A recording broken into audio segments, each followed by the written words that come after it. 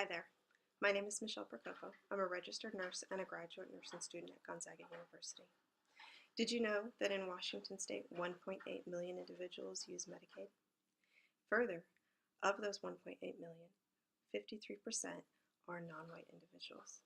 Now, the reason these numbers are important is that research has shown that implicit bias in the healthcare provider still exists against non-white individuals.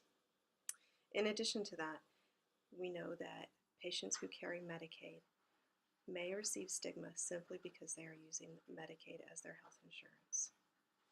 This may impact the quality of care they receive, and that is unacceptable. In addition to that, the Medicaid to Medicare fee index is 0.71. So, on top of the stigma and bias a patient may receive, the provider may not even want to see them because it's simply not economical for them to do so. If we don't pay our providers enough to see these patients, why would they want to see them? Also, did you know that the Republican legislation back in Washington, D.C. has tried to repeal the Affordable Care Act 70 times? What does that say about the value that they hold of Medicaid and the number of individuals it serves and how it helps individuals attain health? We need to strongly combat the stigma associated with having Medicaid. First, I propose that we change that 0.71 fee index and raise it up equal to that of Medicare. This may require some shuffling of money, some creative solutions, maybe even a statewide income tax. But unless we can pay our providers the equitable amount to see these Medicaid patients, we will continue to run into barriers in their accessing care.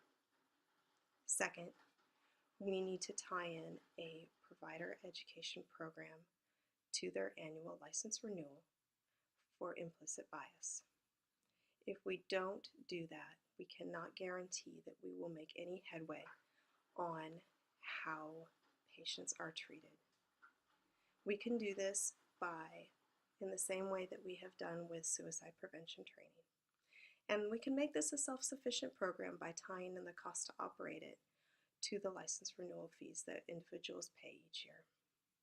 Lastly, we need an aggressive ad campaign on the benefits of Medicaid. Yes, we know it's not perfect and we can make it better, but we need to combat the notion that Medicaid is a handout.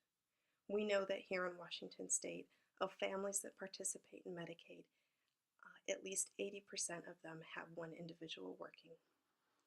So it's time for us to move Medicaid forward, and let's remove the stigma and the bias, and let's increase the pay. Thank you for your time.